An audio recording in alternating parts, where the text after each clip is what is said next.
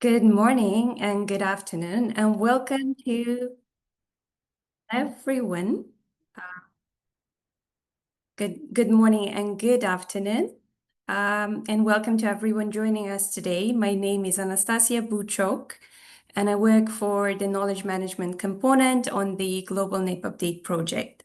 Thank you everyone for taking the time to attend this regional training on POPs and border control, HS codes classification and practical application, which is organized by Green Growth Knowledge Partnership, GGKP, together with the BRS Secretariat and under the GEF-funded and UNEP-led Global NEP Update Project, GEF ID 10785, persistent organic pollutants, or so-called POPs. They're hazardous chemicals that accumulate in the environment and in the living organisms, posing serious risks to human health and ecosystems. And national implementation plans that we work on in this project under the Stockholm Convention require parties to develop accurate POPs inventories, where many countries in our project are heavily relying on the import and export data provided by the customs authorities. And while there are a lot of ongoing efforts to regulate the trade by banning production and also use of hazardous chemicals and also introducing the customs codes or so-called HS codes, there is still a need to build capacity on how these two work together. So this workshop, we hope, will raise the awareness, but also strengthen your understanding of what is Basel, Rotterdam, Stockholm Conventions, and what is POPs and what is harmonized system and how these HS codes can be used to identify POPs and what can be done in the case of POPs containing products in trade flows. So this session primarily targets the environmental agencies and the customs authorities from the Latin America and Caribbean, but it remains open to stakeholders from other organizations and other regions. We want this to be an interactive session to all attendees to discuss some solutions, raise questions, exchange some lessons learned from the fields. Although, again, as this session is focused on the LAC countries, but we are very pleased and welcome participants from other countries as well. A few housekeeping rules. This is an online session. It will last 2 hours and it will be recorded. Interpretation is available in Spanish. Please select the language in the Zoom toolbar in the bottom of your screen. And since this is a training, but we would also love to have your active engagement. If you would like to ask a question, you may use the chat. You may use the QA module, or you can raise your hand and we will promote you to the panel so you can join this discussion, turn on your camera, use your microphone, and engage in the dialogue with the speakers and trainers. So for those colleagues that would like to join the panel discussion, please keep your hand raised and we will assist you quickly. Finally, please take a moment to introduce yourself in the chat. We would be very happy to know who is with us today. And we are delighted to begin today's agenda with Melissa Tiension Lim, Program Management Officer with the BRS Secretariat. Melissa is actively involved in the work of Secretariat related to the harmonized system and the POPs. With that, this is my pleasure to hand over the floor to Melissa to open the session. Over to you, Melissa, and thank you.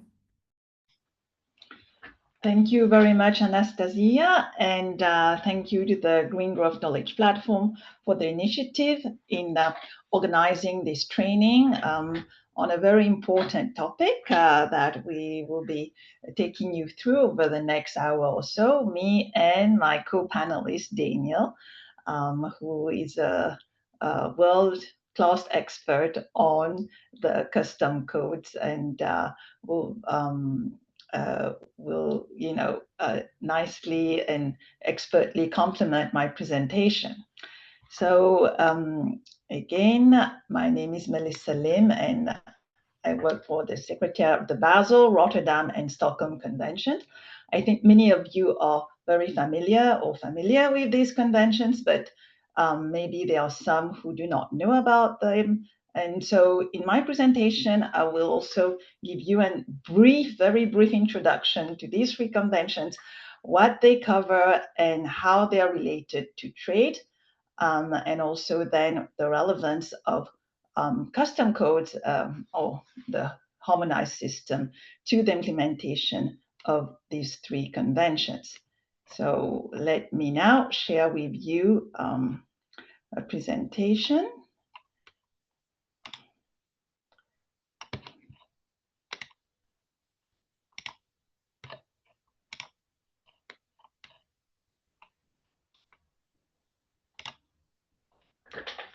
So I will be going over the provisions of the BRS conventions, standing for Basel, Rotterdam, and Stockholm conventions, and why we need custom codes to help in the implementation, and how we go about getting those new codes for helping us.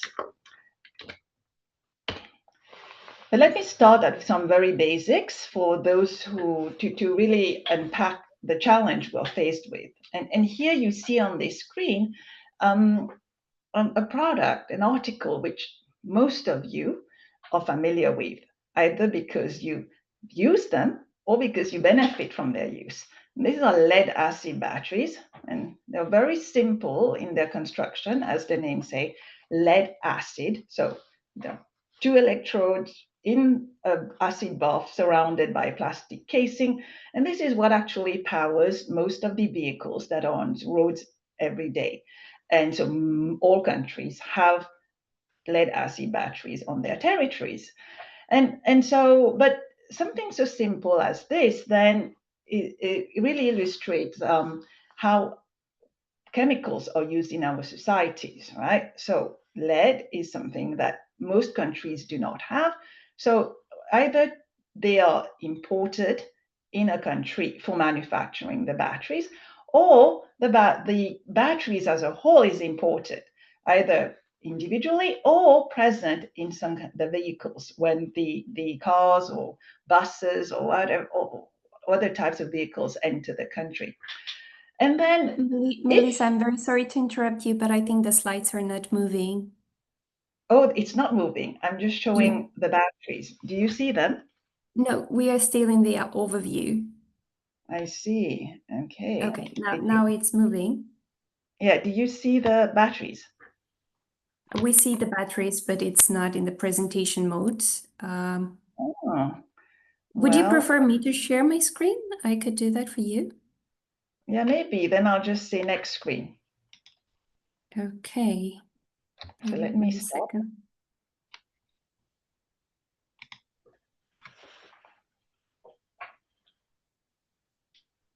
Okay. And a few moments. So these batteries, then, if you use them correctly, there's very little exposure during the use phase, right? In your cars, are safely there. But when they become waste, then they have to be taken care of in a very specific way in facilities that have the controls to protect workers and to prevent emissions of lead into the environment, whilst the consequences on health can be like disastrous. And unfortunately, not all countries have these facilities, which means that the batteries have to be exported to places where they can be well taken care of. So you can see that a very simple product like a lead acid battery containing a well-known hazardous substance requires management across the life cycle, but with actors that sit in different parts of the world and inevitably involve some aspect of trade. And it's not the battery only that has to move, but also the information about its content, right? So that people who sit in a country, a different country than where they are used or manufactured, know how to manage the waste. And here you can see very clearly on this battery, it's the clear labeling, it says lead, so it's easy. Well, it's well labeled. But if you look at your computer, all right, there are many chemicals in there, many chemicals that have been used for their manufacturing. And well, you don't know what these chemicals are. There's nothing on this computer that says what they contain, what's in the plastic, what's in the screen, what's in the chips, nothing. And so how do you ensure that this information moves and so that you really protect human health and the environment from the potential hazards of chemicals. Next slide, please. And this is a challenge that countries have agreed to tackle by agreeing to three frameworks, three conventions, internationally binding instruments called the Basel, Rotterdam, and Stockholm Convention that together provide a life cycle approach for the management of chemicals. Next slide, please. Very briefly, because many of you are familiar with these conventions, is to say that they've been around for 20 to 30 years at least, and their coverage is quasi-universal. So at least 185 parties have ratified them. That means there's broad agreement on what needs to be done. Next slide, please. The Basel Convention came about to prevent the dumping of waste in countries that do not have the capacity to deal with them. Next slide. And to avoid situations such as these. Here, if you do not manage waste in the right way, you will have your most vulnerable populations, entire populations, exposed to the hazards of chemicals that are in many waste. Next slide. And so at its core, the Basel Convention is a trade convention because it requires that countries do not export waste unless they have the prior informed consent, the permission of the transit or importing countries to receive these waste. And then the exporting country also has to make sure that these waste will be managed in an environmentally sound manner in the importing country. So here again, information has to flow in order for the waste for the convention to be implemented properly. Next slide, please. And the convention requires that any trade that doesn't happen in conformity with those provisions be declared as illegal traffic and considered to be criminal. Next slide, please. Now, the Rotterdam Convention also is at its core,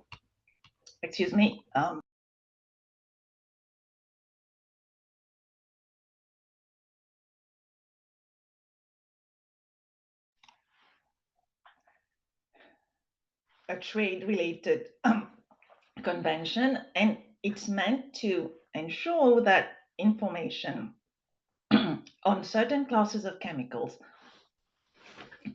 in trade are shared with all countries, because not all countries have the capacity to evaluate the risks associated with chemicals. And so the Rotterdam Convention ensures that this information is shared and that importing countries are able to say no to the import of certain chemicals that are listed in the convention. Next slide, please. Next slide. The Stockholm Convention focuses on turning the tap off on the most dangerous class of chemicals. Anastasia mentioned them at the beginning. These are POPs, persistent organic pollutants. And so a strong provision is to restrict production and use, but there are also trade control provisions to make sure that any trade is reduced to a minimum, and also provisions, as I explained, to ensure that you do not have exposure from the mismanagement in the waste phase.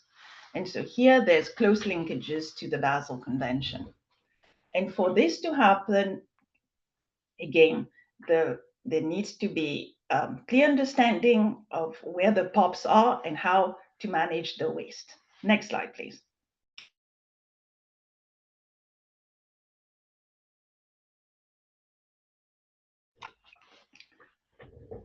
So necessarily, because trade happens at borders, there's an important role for customs officers in the in the implementation.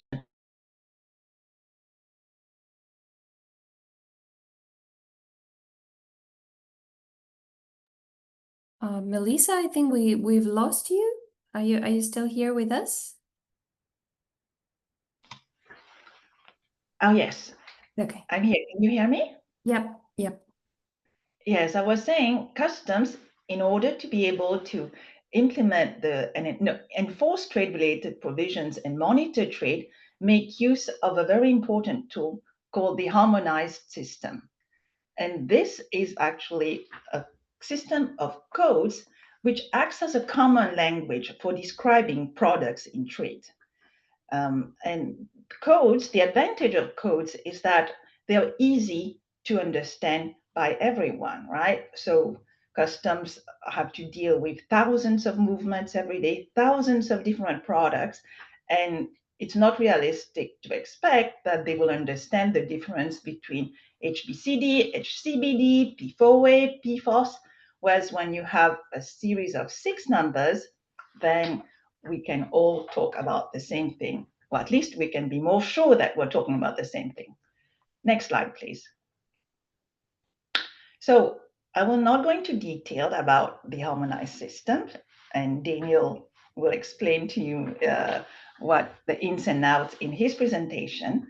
What I'd like you to get is that the harmonized system is a classification system, meaning that its use and its change, its modification is subject to a system of rules, and there's a logical structure that supports it, and it's to ensure that there's uniform classification. And this is quite different from the lists that are in the Stockholm, Basel, and Rotterdam Convention, which are lists. They are not a classification system. And this has an implication for the ability to ask for codes that are equivalent to the chemicals and waste listed under the convention.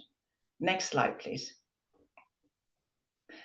The Rotterdam Convention recognizes the importance of custom codes and so requires parties to ensure that shipping documents bears this code when the chemicals are exported. Next slide. And similarly, the Basel Convention notification and movement documents include custom codes as one of the identifiers for waste. Next slide, please. Now let's look at how we make sure that BHS can work for BRS implementation. Next slide.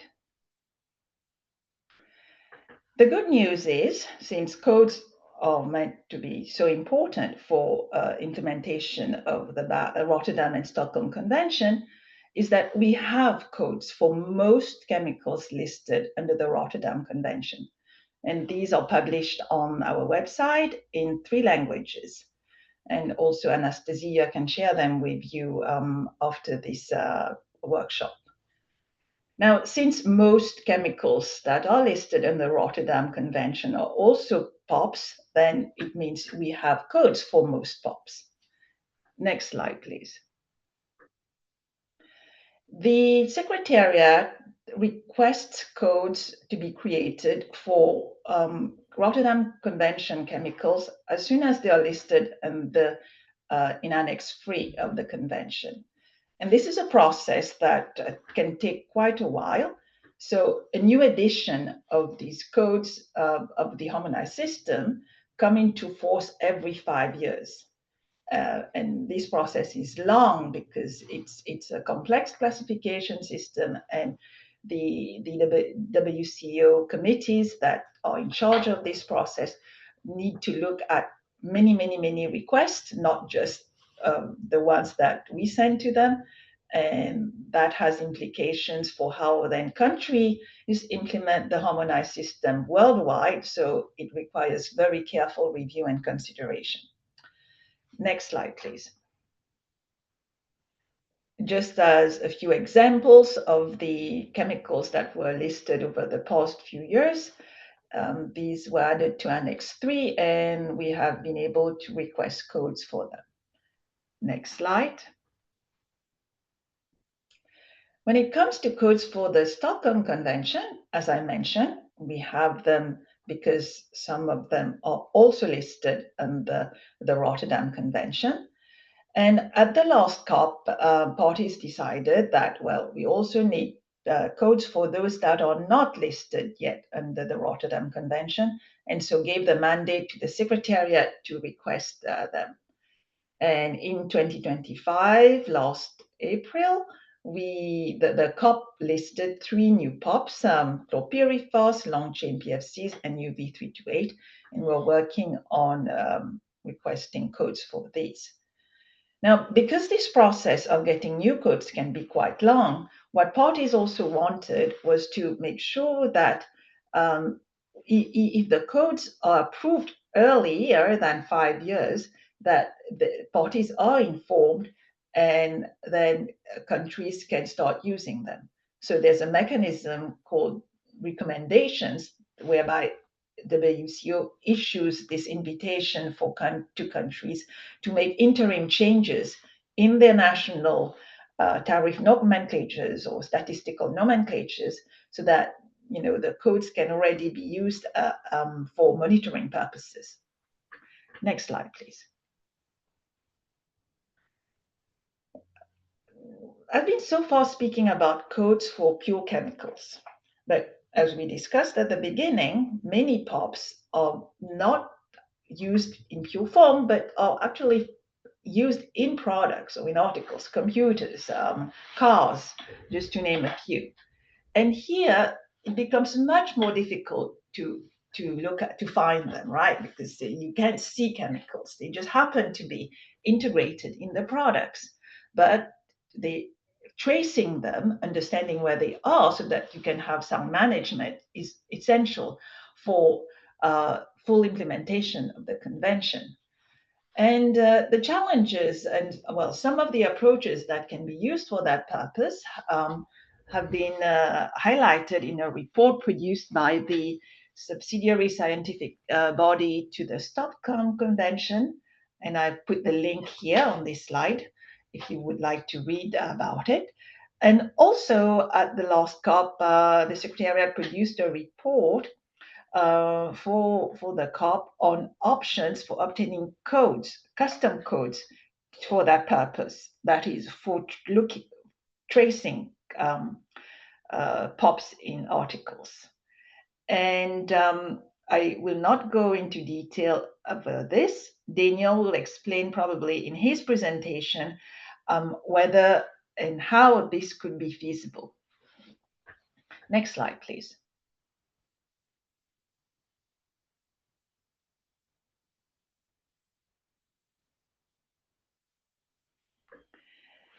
In follow-up to the reports from the Secretariat, parties have decided to continue work on this, and they have the COP has invited parties to provide further information so that we can try to continue this approach. And this information is listed on the screen, but basically what is needed is very specific information on which type of chemicals and which type of articles for which codes are needed, right? So as Daniel would explain, the classification system, which is the harmonized system, is very specific. And so we need very clear identification of the type of articles and the type of POPs in order to be able to think about how the harmonized system could be modified. And it's also possible that some countries already have in their national nomenclatures this type of codes. So if that's the case, you're invited to share this information with the Secretariat so that the COP can then look in the future as possibilities of harmonizing the use of these codes.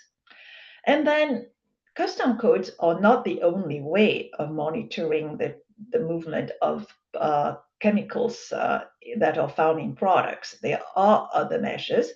And if you use them in your country, you're invited to also share those so that then they can be shared more broadly with other countries. The deadline for sending this information is the 31st of December. So please do not hesitate to contact me if you have such information or such needs. Next slide, please. Turning now to codes for waste.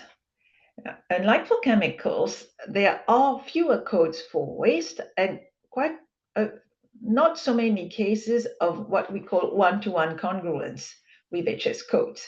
You have that for example, waste mineral oils, which is listed under the Basel Convention, and then you have codes specifically for that.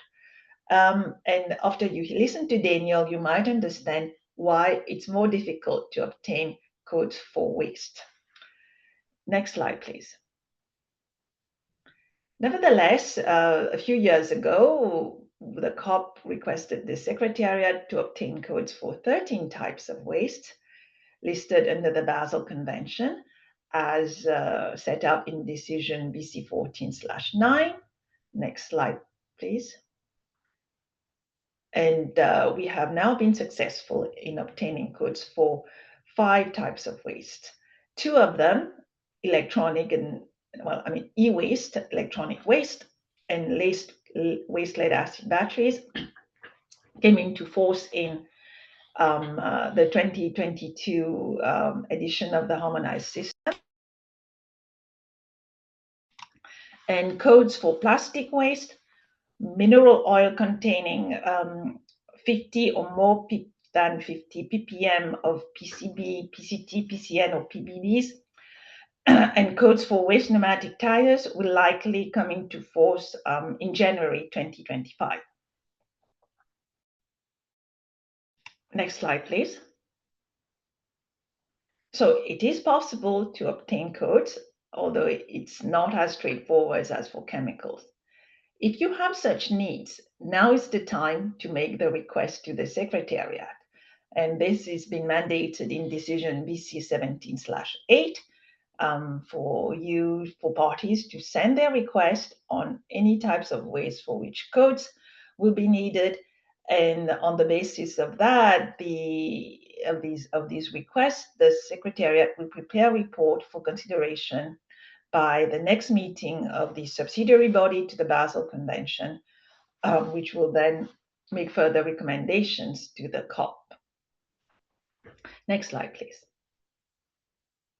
Oh, and the deadline is 30 September 2025. So I now leave you with a few resources on custom codes that we have in the Secretariat. And these are very specific to custom codes. We have many more resources on just general implementation of the free conventions. So as I mentioned, we have lists of codes for Rotterdam and Stockholm Convention chemicals. We've also developed a fact sheet to clarify how codes on plastic waste relates to what we call plastic waste amendments. And then I mentioned the report on amending the Harmonized System code to identify substances and products containing POPs. And all these are available on our website. Next slide, please. Again, a reminder of the calls for information and their deadlines. Next slide, please. And so that was the end of it. And I thank you very much for your attention. You have my email address here. Do not hesitate in any way if you have any question or if you have needs for codes as outlined in the previous slide, just reach out to me. Thank you very much. Thank you very much, Melissa. That's a good overview, I guess, for all of us, and a good reminder on the opportunity to request for the codes. So it's good that we have here today not only the environmental ministries, but also the customs offices. So I hope this training will help better understand each other and better understand how we work and what we need from each other in our work to make the Stockholm Convention work. Okay, I think we have a very short survey before we go to our next expert, Daniel. So I hope you can see my screen if you can see it. Can you see it, Melissa, Daniel? Okay, so there are 4 questions, and we hope you answered these questions. So we know we have Spanish-speaking audiences today, so we put a bit of English and Spanish together. So I hope you can navigate it. So the questions are basically for us to better understand who is with us today. So your professional affiliation, where you work, is it a Ministry of Environment, or it's a customs administration, other governmental authority, maybe you're from civil society or from the private sector. And also, which of the 3 conventions are you aware about or familiar with? Basel, Rotterdam, Stockholm. You can select as many as you are familiar with. And also to what extent you are familiar with the harmonized system, with the customs codes. And I'm sure that our colleagues from the customs authorities are very, very much familiar with the HS codes.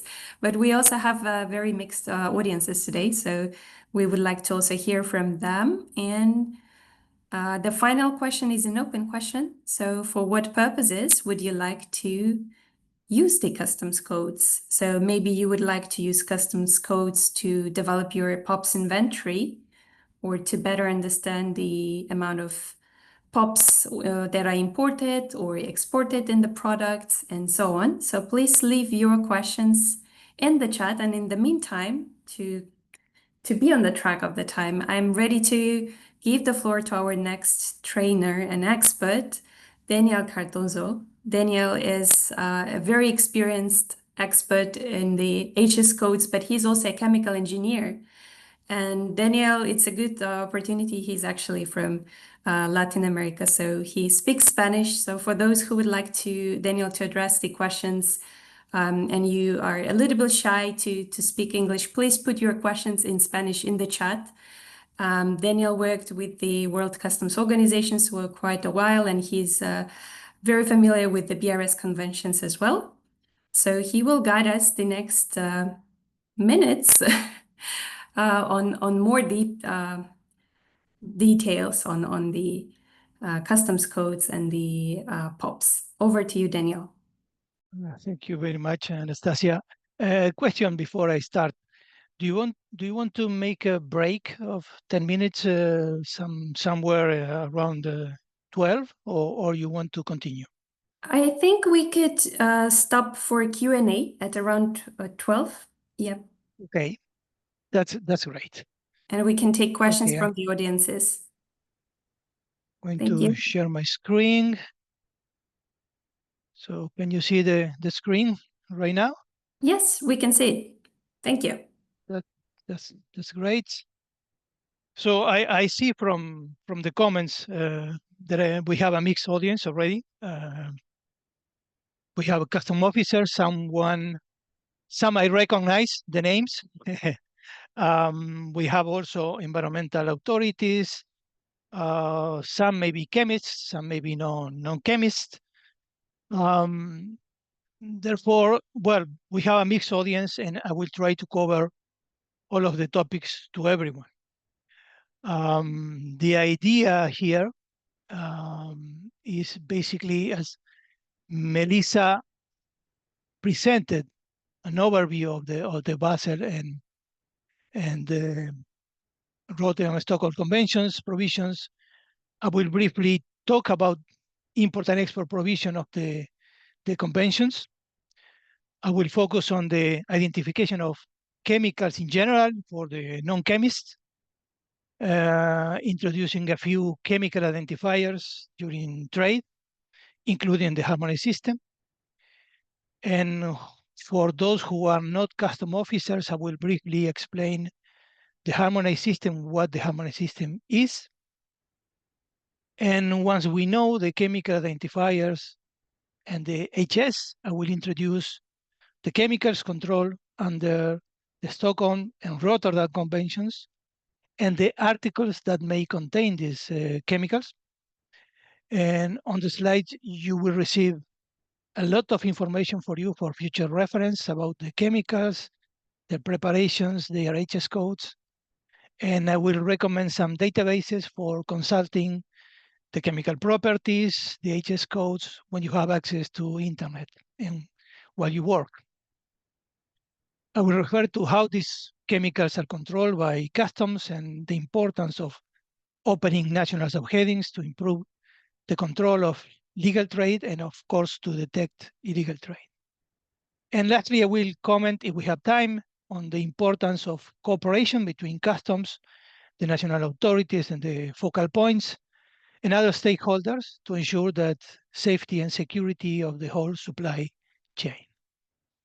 So, having said that, yes, without further ado, I will start with an overview of the Rotterdam Convention and the import and export procedures. Just this diagram, the PIC procedure works as details on this slide for each chemical listed in Annex 3 to the Convention and therefore subject to the PIC procedure. A decision guidance document is prepared and sent to all parties. These decision guidance documents, through their designated national authorities for the Rotterdam Convention, is intended to help governments to assess the risk connected with the handling, with international trade, and the use of the chemicals, and make, let's say, informed decisions on how to whether they will allow imports of each of the chemicals in Annex 3. So the decisions to import a chemical could be final, could be a refusal, maybe a consent or not consent, or consent under certain conditions. But this import decision, known as import responses from countries, are published by the Secretariat and made available to all parties every 6 months through the PIC circular or on the Convention's website in the section Import Responses. And this way, parties are informed prior to an export as to whether or not an import has been consented or not. You have the link to the import responses database on the slide. Import decisions taken by parties must be, of course, trade neutral. This is if a party decides not to accept import of a specific chemical, therefore it must stop domestic production of the chemical for domestic use and refuse import from any source. So what is the role of customs in implementing the Rotterdam Convention? For exports, first of all, they must verify whether the chemical is listed in Annex 3. We will see how they can identify these chemicals. They need to verify that the HS codes declared and included in the shipping documents are correct. If the chemical is listed in Annex 3, the relevant import decision of the importing country should be checked to see whether or not the country consents or not consent to import the chemical. And if the exported chemical is banned or severely restricted in the exporting country, there should be an export notification that must be provided before the first export. And you can also look at this information. For export, also, custom officers need to check whether or not the chemical meets the labeling requirements for risk hazards to human health and the environment. You need to check labels that should contain information on the chemical hazards and the safety data sheet that should travel with the document. And you also need to verify whether or not there are any national legislation relevant to this chemical or group of chemicals. In case of any doubts, of course, the custom officer need to contact the designated national authority to further information and clarification. For imports, once again, they need to verify whether or not the chemical is listed in Annex 3. Customs officers need to keep up to date regarding government decisions on the chemicals by checking the Rotterdam Convention website, verify whether the chemical is adequately labeled and accompanied by the chemical information. If an export notification is needed, check whether it has been provided. And you can confirm this by designated national authorities. Once again, the sold with a safety data sheet traveling with a chemical. And in any doubts, you need to consult the designated national authority. Here is basically a diagram showing how to exchange information required between the customs and the designated national authority through import and export of chemicals controlled by the Rotterdam Convention. So I'll leave this for your information. In case of the Stockholm Convention, which regulates the import and export of persistent organic pollutants, there is no specific procedure defined under the Stockholm Convention for the international trade of POPs. It is also, there's no definition import and export as in the Rotterdam or the Basel Convention.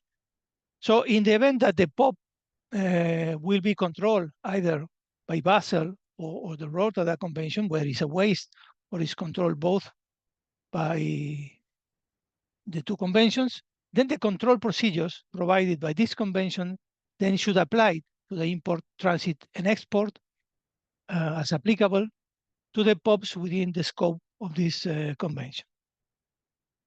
What is important to emphasize is that the convention regulates the import and export of intentionally produced POPs only. That means only the chemicals which are listed in Annexes A and B of the convention, okay? So for import, the chemicals listed in Annexes A and B can only be imported for the purposes of environmentally sound disposal. This is set forth in Article 6, paragraph 1D, or for a use or a purpose which is permitted for that party under Annex A and B. This provision adds a kind of complexity to understanding which POPs can be imported or exported at international level, but all the other imports are prohibited.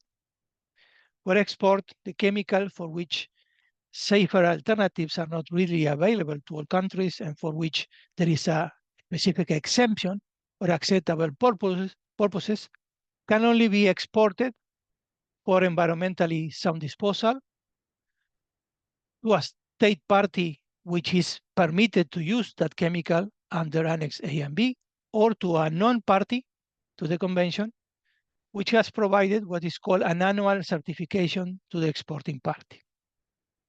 All the other exports are prohibited. So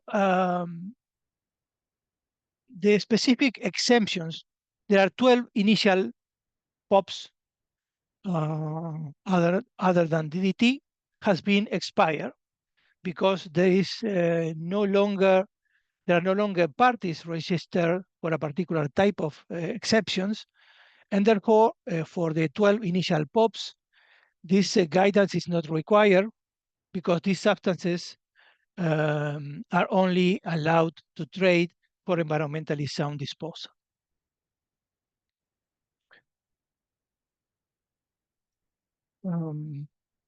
Parties to the Stockholm Convention may register for a specific exemption or an acceptable purpose for the production and use of POP, which are listed in Annex A and B. And this is done by informing the Secretariat to the Stockholm Convention, and the register of specific exemptions is available to the link which is provided. There are also exemptions or acceptable use that state parties request. You have the acceptable purpose registers available at the link which are provided on the slides. One thing that you need to know is that import and export requirements do not apply to quantities of chemicals if these chemicals are used for laboratory research or as reference standards, nor to quantities of specified chemicals occurring as unintentional trace contaminants in products or articles. Just to show you two examples of the decisions to make about the import and export of two different substances. Here you have an import of the chlorine plus. The chlorine plus is controlled under the Stockholm Convention. Well, if this is a chemical, you need to know if this is controlled by Rotterdam, and if yes, you need to apply the PIC procedure. In this case, it is not controlled by Rotterdam. Therefore, you need to know if there are specific exemptions for use, and if the state party has registered these exemptions. If no, you have to take measures to restrict the import of the chemical only for environmentally sound disposal. And if there are specific exemptions registered by the party, basically the customs need to take the measures to restrict import in accordance with the provision of, we are talking about the chlorine plus. In part 11, in Annex A of the convention, there are some basically purposes, exceptions for use, which are there. You need to make sure that the measures for imports are in accordance with these provisions or just for environmentally sound disposal. In the case of an export of polychlorinated biphenyls, you need to identify or take into account that the PIC instruments is an export to a state party. If no, you need to see the procedures for non-parties in the Rotterdam Convention. If it's to a state party, identified if the exported good is an equipment. And if no, you need to restrict the export to export of articles to be used in accordance with the provision of Part 2 of the Annex A. And if yes, you take the measure to restrict export for purposes of environmentally sound waste management. For the Basel Convention, basically to make certain that the condition and requirements described in the PIC procedure for the Basel Conventions are met, and the state has the information that it needs to make an informed decision about an import, export, or transited shipment. The Basel Convention has established a notification and a consent procedure. So in the first step, if there is an exporter or a generator of a waste, and the disposer of the waste need to sign the contract that specifies that the waste will be disposed in an environmentally sound manner. So there is a contract, first of all, before any transfer. The exporter or the generator notifies the competent authority of the exporting party about the proposed shipment. In the step 3, the disposer reports to the state of import about the signature of the contract. In the step 4, the state of export then informs the state of import and the state of transit about this proposed movement of hazardous waste or other waste by means of a notification document. The notification documents always need to be checked by customs. This document contains an information which is set out in Annex 5A to the Basel Convention. In step 5, the state of import sends to the state of export the consent or the deny of the movement, or it can also request further information. in the step 6, the state of import confirms the existence of the contract for the environmentally sound management of the waste. And upon receipt of the consent of the import and transit countries for the transboundary movements, the state of export permits then the movement. So the waste must be accompanied throughout the entire shipment by a movement document. And therefore, the information of the notification and movement documents contains the information required in Annexes 5 to the Basel Convention. Here you have some templates. You need to check whether or not these documents are traveling with the wastes. So this is in a nutshell, more or less, the information of the documents required during an import and export. And for more information about the convention and their import and export provisions, you can look at different websites of the conventions. You have the Green Custom Initiative and the Green Custom Guide to Multilateral Environmental Agreements, which also have some information on the import and export provisions. Okay. Well, so far I have mentioned very briefly the import and export provision of the chemicals listed in the different annexes of the convention. But in fact, to control transfers, to enforce the import and export provision of and to collect data, the chemicals must be identified by customs. At the same time, the proper identification and the classification of the chemicals into the harmonized system by customs determines whether the peak procedure and other procedures must be followed and if the transboundary movement is allowed or not. So I'm going to refer to certain identifiers during trade that will help you to identify this chemical. First of all, for those who are not chemists, the chemicals, of course, are very difficult to be identified during trade.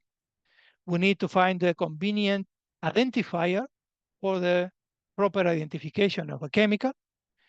In regard to the packaging, if the chemicals could be packaged in many different forms, in containers, in drums, in tanks, so packaging is not a good identifier as it may change. What about the physical appearance of a chemical? Well, for instance, you can see on the slide different liquid pesticides. They all look the same. They are yellowish liquids. Looking at the chloropyrifos and cypermethrin physical appearances, which are both circling in red, they all look the same. And cypermethrin is not controlled. So physical appearance could be the same for many chemicals.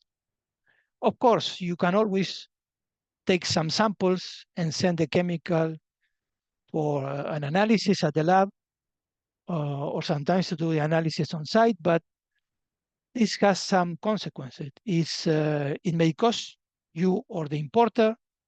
It may cause delays opening the container, waiting for the final results of the analysis, and appropriate equipment and expertise is needed. So there is a saying that time is money. Well, at the ports, the more you stay with the good in the port, the more you are paying. So you need to speed up the process of releasing or clearance the goods.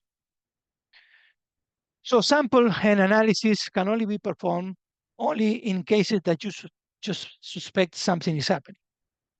Or you can do it on an occasional random basis.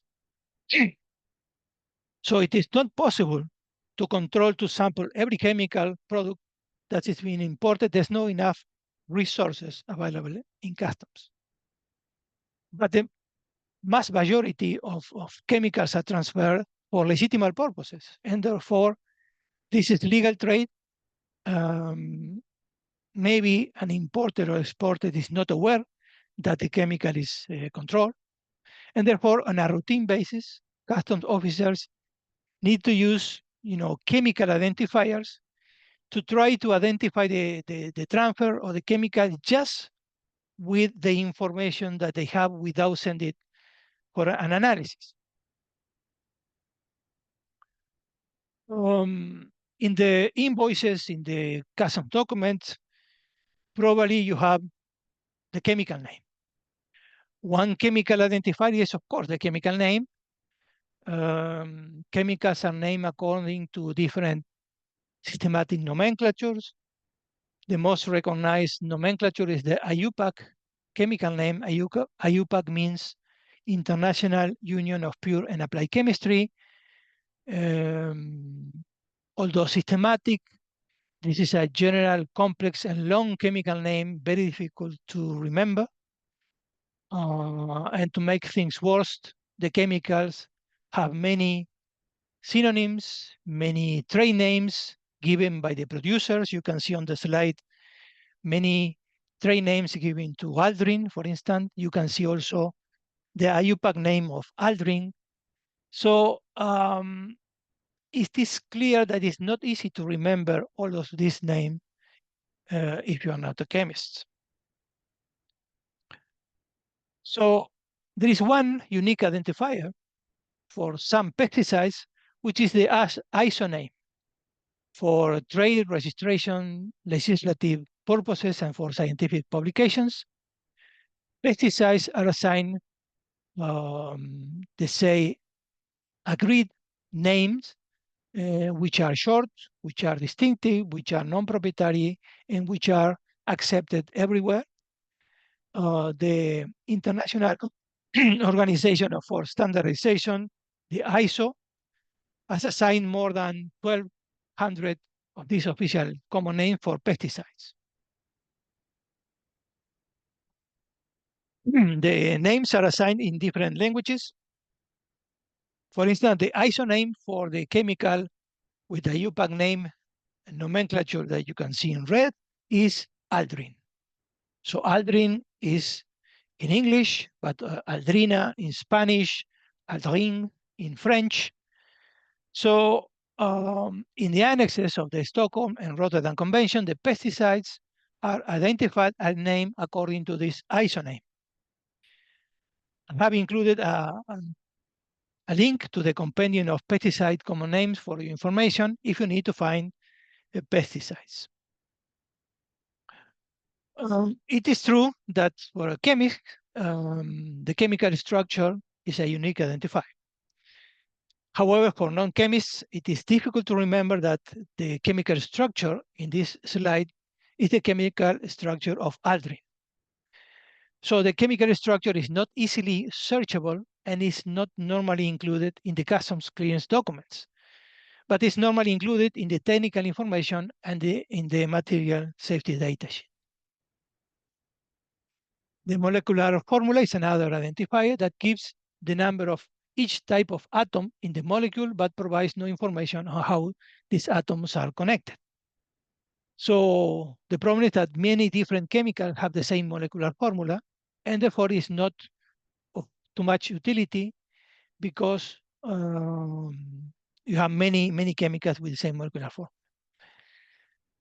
A unique identifier, a unique chemical identifier is the CAS number. This is a numerical identifier assigned by the CAS abstract service. The chemical abstract service is part of the American Chemical Society and maintains a database of chemical compounds and currently contains over 290 million of these substances.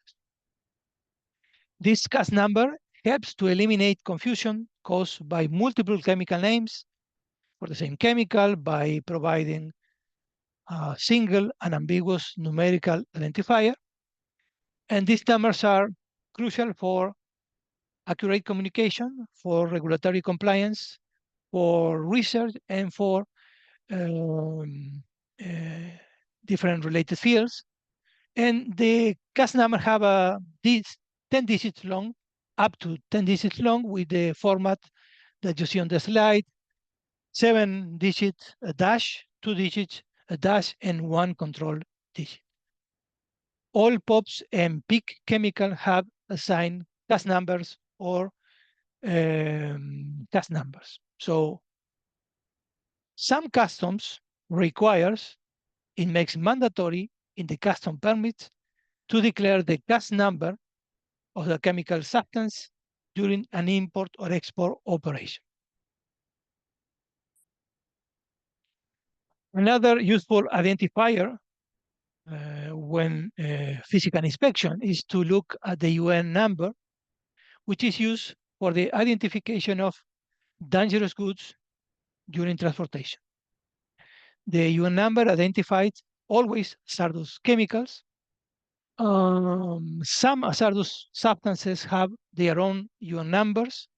For instance, hexachlorobutadiene, which is controlled under Stockholm Convention, has the UN number 2279, while other sometimes refer to groups of chemicals which pose similar sub-properties. For instance, aldrin has the UN number 2762, but it belongs to a group of organochlorine pesticides, which are liquid, flammable, and toxic. These UN numbers could be found in the Transport of Dangerous Goods Model Regulations. You can access the number through the link that I provided you on the slide. And you can see the UN numbers on the packaging, on the labels, on the placards of the containers, or means of transport, in trucks. So if you see a UN number, the chemical is hazardous. So the UN number can help you to identify hazardous chemicals during import and export, looking at the technical information and packages. In reality, the major transported containers are labeled in accordance with the UN recommendation of the transport of dangerous goods, and the packages are labeled according to the what is called the UN globally harmonized system of classification and labeling of chemical, which is called the GHS.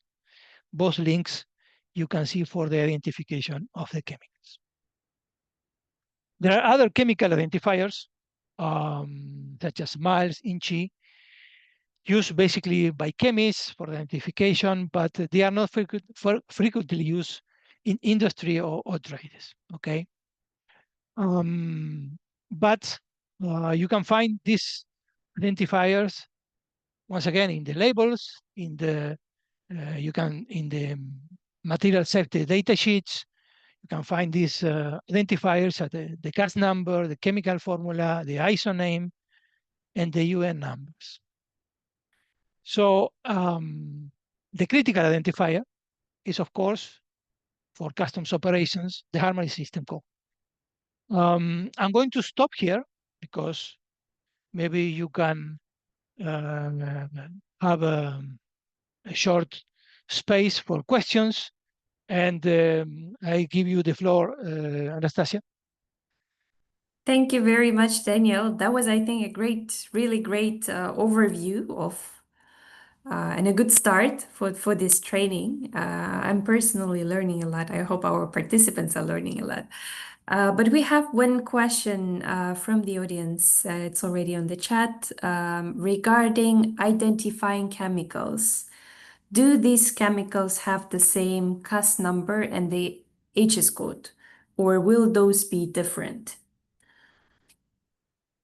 So maybe a bit of more details on the difference between the CAS and the HS code. Maybe I was not clear enough. So in terms of the CAS numbers, the CAS number assign a unique chemical. So you may have, if you have a CAS number, this is the designation for only one chemical, okay? The HS codes, sometimes we will see when we continue with the presentation, sometimes HS codes are open for a specific chemical. This is the most advisable things to do. But because we have limitations for the for the HS code, because we only have 6 digits, we will see. Sometimes they share the same code. So you may have 2 or 3 chemicals or a group of chemicals sharing one HS code, okay? So let's say one chemical have only one HS code, but one HS code may have more than one chemical. Thank you very much, Daniel. I think that's comprehensive. Okay, we still have a bit of time for the Q&A. Anyone wants to step in? We have our colleagues from the Secretariat. Maybe you would like to also add something on that, or any colleagues from the customs authorities. If you would like to ask a question with your microphone and camera, please raise your hand. In Zoom, there is a function. You can click on the button, raise your hand, and my colleague Sumin will quickly promote you to the panel so that you can communicate directly with the, okay. So we have a question from the audience on the chat, which says, can you repeat the import procedure for Stockholm? So maybe a bit more details on the import procedure for Stockholm. So I need to share the screen again. Okay. Okay, and another question is why there are products with 2 or more CAS codes? So there's 2. Maybe I can defer this question because I'm going to explain this in following slides. But let me go back. Or let's say we say Stockholm Convention, okay? Okay. This is,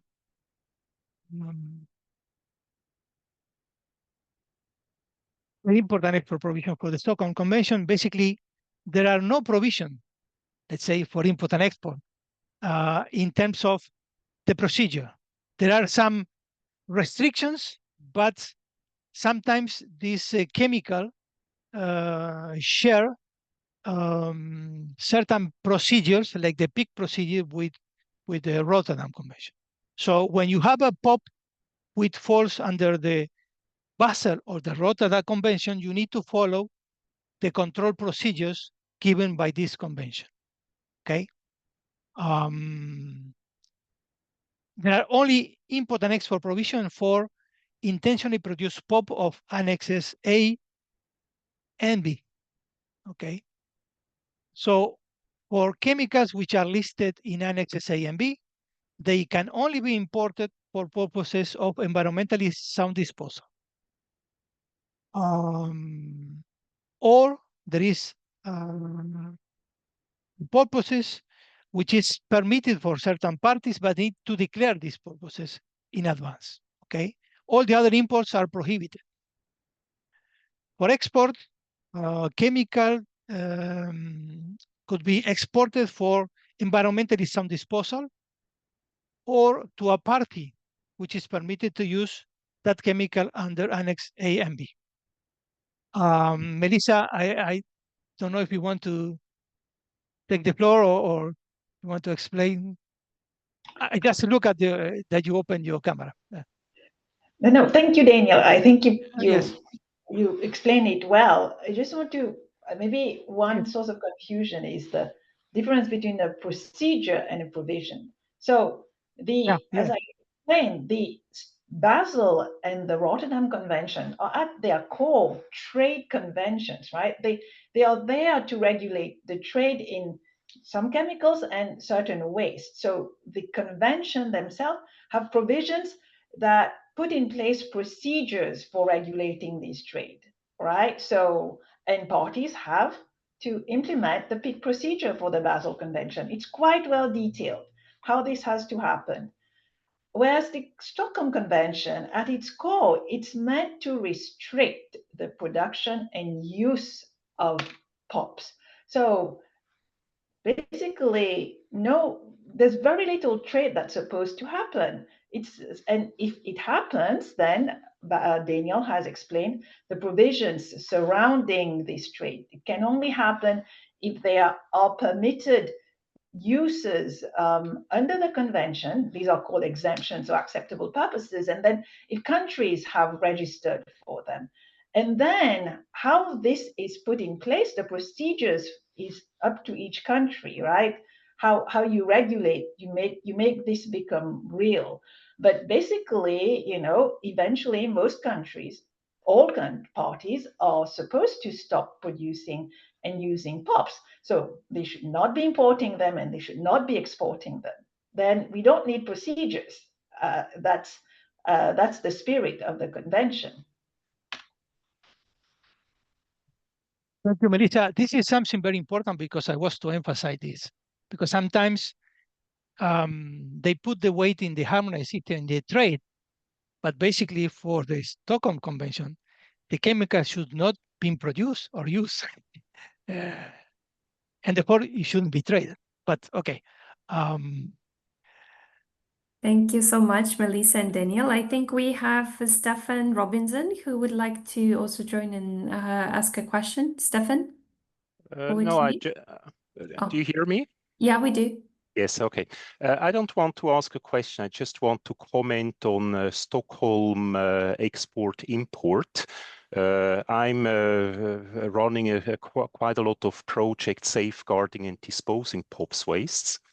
So there are several challenges there in real life. I mean, if there are countries which have the possibility to export, I mean, the typical example would be the Western African country, coast, you put it on a boat and you bring it to France. I mean, that's usually handled, to my experience, simply by the waste company which does the safeguarding job.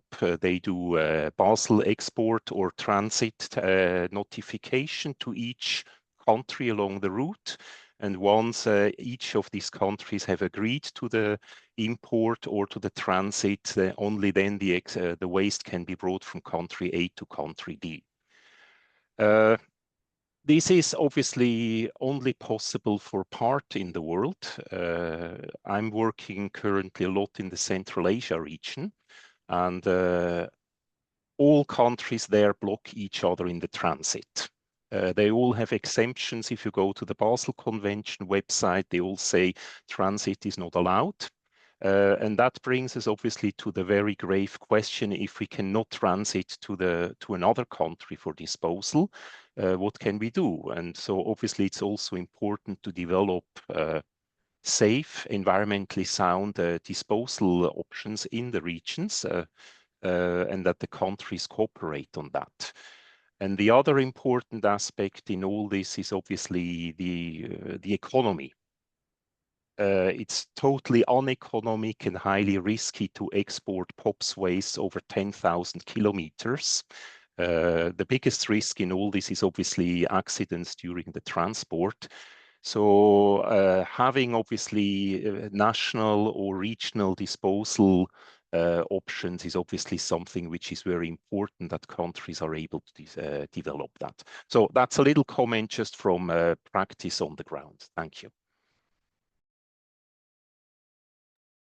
Thank you very much, Stefan, for sharing these challenges from the Central Asian region. If Melissa or Daniel, do you want to comment on this? Just to clarify that, you see, to link it to the previous discussion on the movement of POPs, once we've been talking about the movement of chemicals in use, right? So, but once the country has decided to ban the use of these chemicals, as it's their obligations, unless they have registered for a specific exemption, these become waste. Stockpiles then become waste. And then these are POPs waste, and they fall, and the movement of these fall under the provisions of the Basel Convention. So it's important to clarify this distinction. One case, we're talking about the movement of chemicals, and the other of waste, hazardous waste. And Stefan raised a lot of known issues about some of the difficulties of implementing the prior informed consent procedure for the Basel Convention. And these are discussed regularly among parties, and there are now processes underway to try to find solutions to make this process more efficient. But yes, and I briefly mentioned about obtaining codes for waste, and maybe Daniel in his presentation will explain also now what happens when a chemical becomes a waste. Do you have a different code? That's an interesting question. And Daniel, I let you explain the subtleties. I will explain some codes for waste. Thank I'm you a very little much, bit concerned Melissa. about time, Anastasia. We do have There are a many few questions. Yes. Yeah. Okay. Yeah. Shall we No, address? if you don't mind, I can speak the whole day. The only thing is, I can continue speaking. Okay, I don't have a limit, I would say, but it's up to you.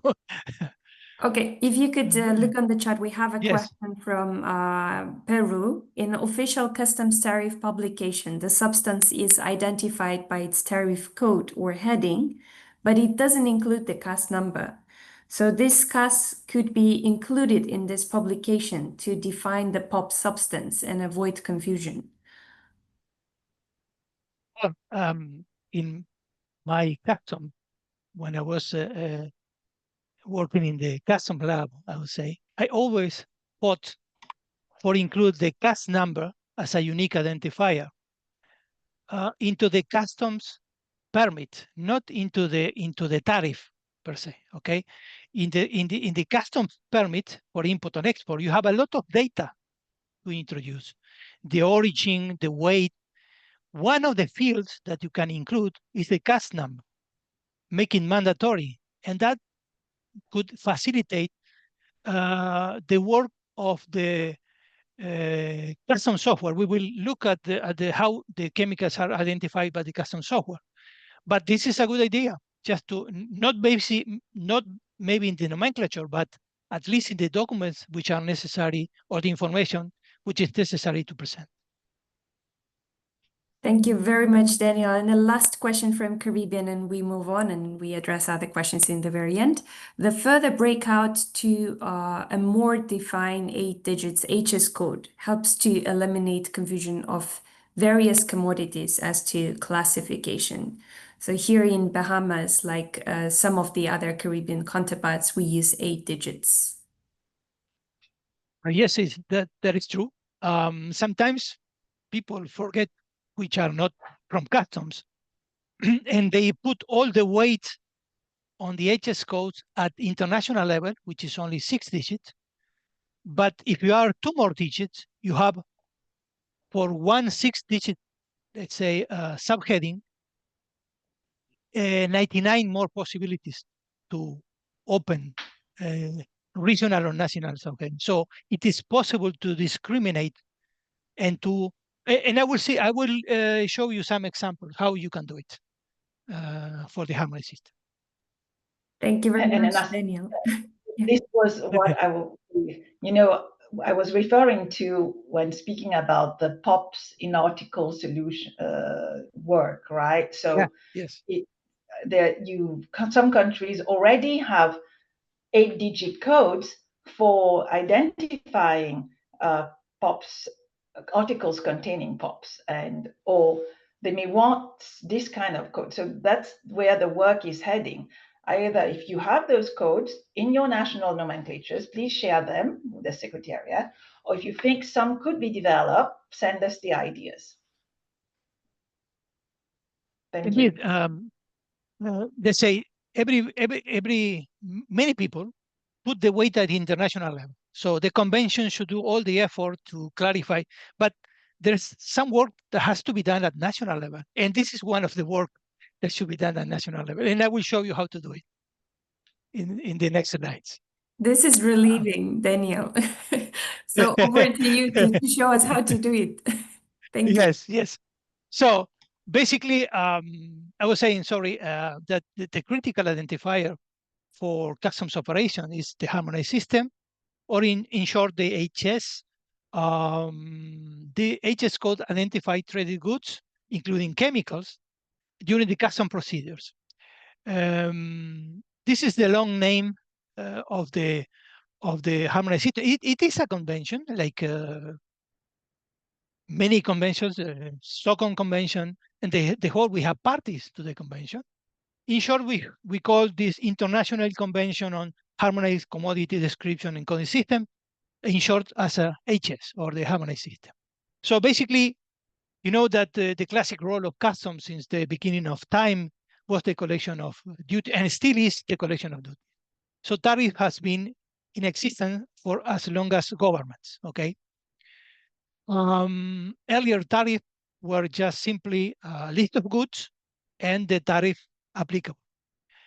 Just to show you how old is the custom profession, let me show you a papyrus with an Egyptian custom tariff 2000 years before Christ. So in the beginning of times, we have a list and we have the amount you have to pay, but the complexity of the goods which are traded today, it is necessary now to have a systematic nomenclature which is able to include many millions type of traded goods, including chemicals.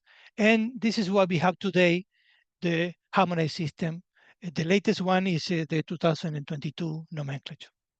What is the harmonized system? Well, it's a multi-purpose nomenclature for traded goods, which was developed by the World Customs Organization, and is the annex to this convention, okay?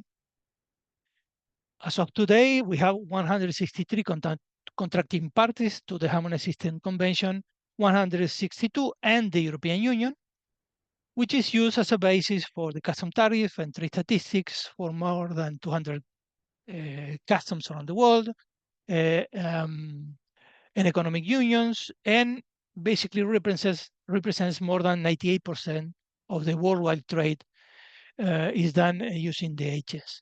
So basically, what it is a universal language for trade. We transform the concept of a good into a 6-digit code.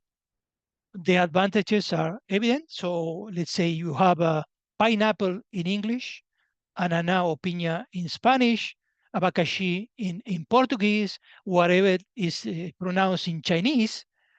All customs in the world understand this fruit as 080430, okay? Despite the language differences, and as this is a numeric code, it could be understood also and processed by computers. So this is a multi-purpose nomenclature, which has been the basis for the collection of tariff, trade statistics, for the rule of origins. Brazil, for instance, used this for collecting national taxes, as a basis for the trade negotiations, the concession of tariff, for the transport tariff and statistics, and is basically used for monitoring control goods, waste, narcotics, chemical weapons, ozone depleting substances, endangered species, and is used in all the custom processes areas, like in the controls, in the establishment or risk assessment, by the custom software and the compliance, etc. Basically, it is not a list of all traded goods, but it's all traded goods can be classified using the HS. This nomenclature groups the commodities in 21 sections, 97 chapters, 1,228 four digits called headings, and 5,612 digital subheadings in the 2022 version, okay? The classification of at heading or subheading level is performed using 6 classification rules, which are called general interpretative rules, and legal notes called section, chapter, or subheading notes, okay? Sorry, I'm going to... so countries have the obligation, which are parties to the harmonized system, basically to use at the international level 6 digits, okay? So for example, I say at 6-digit level, the subheading 290382 identifies 3 chemicals, which are aldrin, chlordane, and heptachlor. At the international level, this subheading groups 3 chemicals.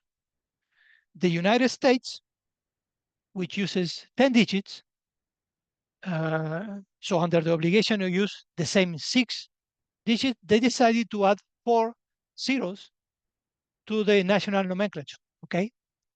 The EU at regional level, which uses 8 digits, so the region decided to add 2 more zeros. Now, Mercosur, who groups Argentina, Brazil, Paraguay, and Uruguay among for the founding countries, follow a different approach, okay?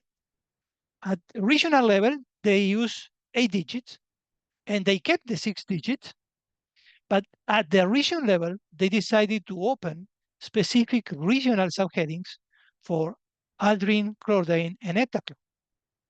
And Uruguay, which uses basically 10 digits based on the Mercosur, on the regional headings, basically added 2 zeros.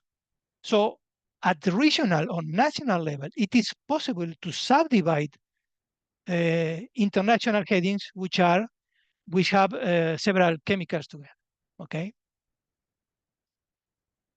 This is a partial view of the table of contents of the nomenclature. You can see that section one has 5 chapters that covers live animals and animal products. You have section 2 covering vegetable products, section 5 covering mineral products. And what is important for in this presentation is section 6, which cover basically chemicals, covers products of the chemical sector. There are other sections that may cover products containing substances controlled under the convention, which are such as plastic, textile, electrical equipment, etc. So pure POPs, chemicals and substances controlled under the Rotterdam Convention or Stockholm Convention are classified in Chapter 29. Pesticides preparations containing the POPs, which are not pesticide, and some wastes are often classified in Chapter 38. Okay? So I will show you some examples of the classification of pure substances controlled by Rotterdam and Stockholm Convention. Mostly classified in Chapter 29. The first 2 digits, as I tell you, is called heading, and the 6th digit is called subheading.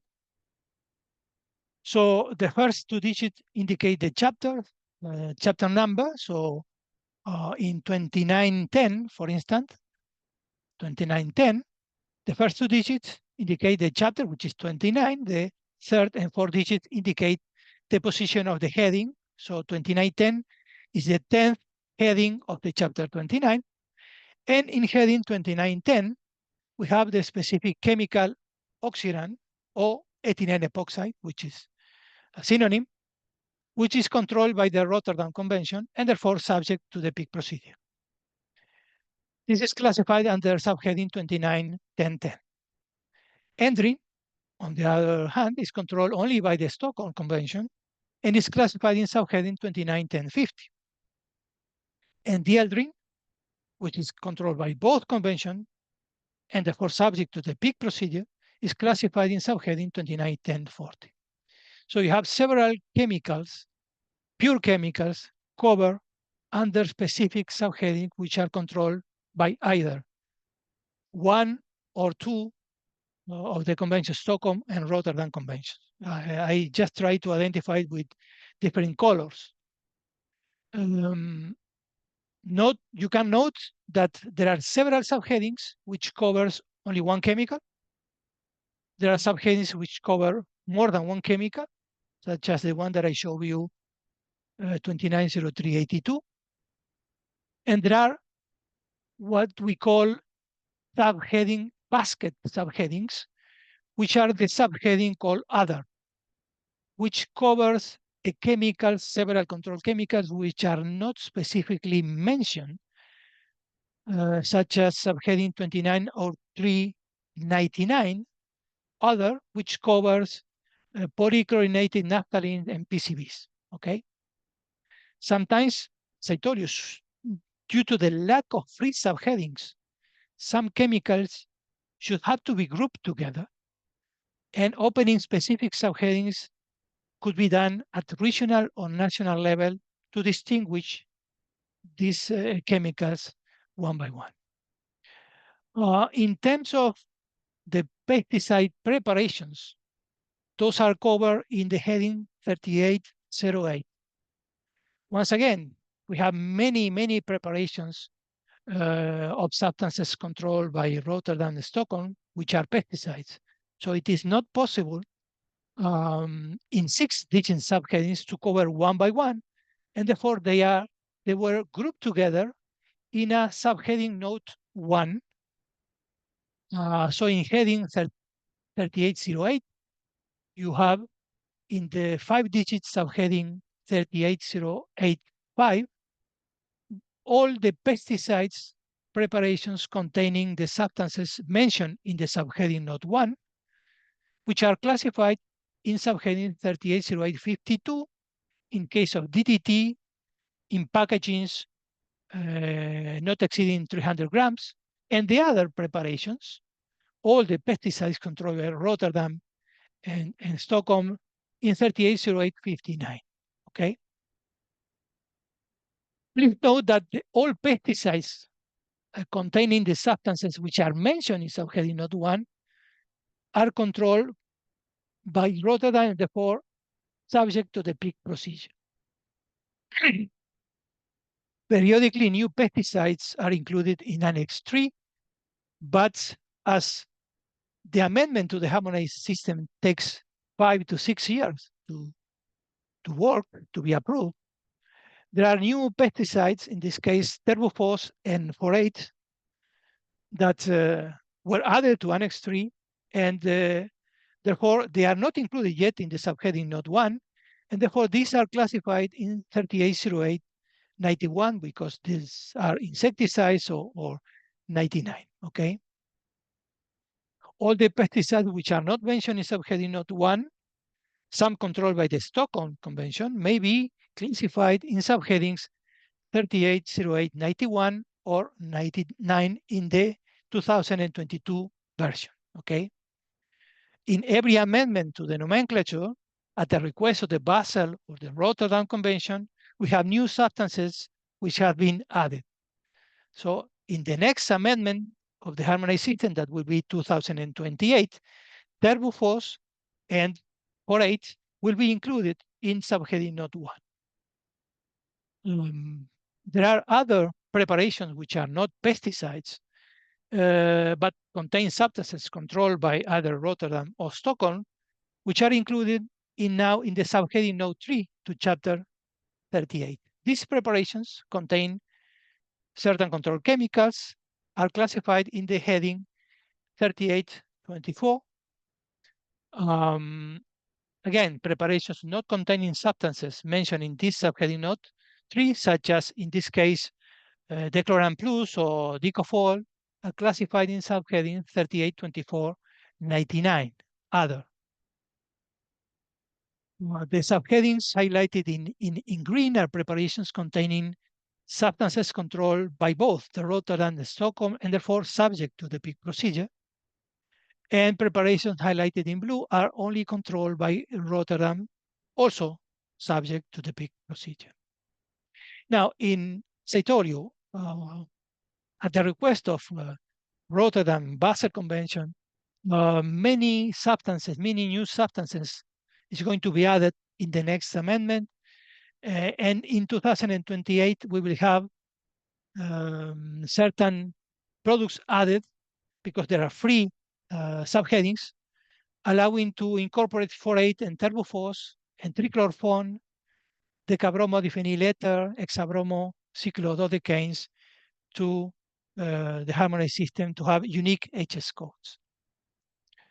And the preparation containing these chemicals also, if they are pesticides, in 2028, as I told you, 48 herbicides will be included in subheading note 1. In 2028, there will be more chemicals added, such as decabromodiphenyl, hexabromociclododecanes, etc. Okay. Now, I've been talking a lot about a series of controlled substances and HS codes. In the following slides, you have an updated list of substances and their preparations control under Rotterdam and Stockholm Convention. And you will receive this as a separate file. Some substances will change their HS codes in 2028 amendments that will enter into force 1st January 2028, and these codes are highlighted in red. So in this and next slide, you will have a list of pesticides, preparations, and industrial chemical substances controlled by the Rotterdam Convention. I'm not going one by one, but you will have this for reference. The first column, you have the ISO names of the pesticides. The second column, the CAS number. In the third column, the HS 2022 in black, or the pure substances. Those are pure substances. In the fourth column, you have the HS codes of the preparations containing these substances. You already know that pesticide preparations are classified in heading 3808. Other preparations which are not pesticides are classified in heading 3824. And the list of future changes is shown in red. Now, you can note that there are some rows which are highlighted in red. That means that this substance is controlled by both the Rotterdam and the Stockholm Convention, and therefore these substances and their preparations will be subject to the PIC procedure. So 2 asterisks in the CAS number means that only the CAS number of the parent compound is listed. For instance, you have pentachlorophenol and the salts. Well, I put only here the CAS number of the pentachlorophenol because the salts is an open-ended situation, okay? Here you have pesticides, you have industrial chemical substances, so all the substances and the preparations controlled under the Rotterdam Convention. In the same way, you have a list of substances and their preparations controlled under the Stockholm Convention. Once again, the same terminology is used. 1 asterisk in the chemical name means that this is a new POP, or alternatively, the chemicals without the asterisks are the 12 initial POPs, okay?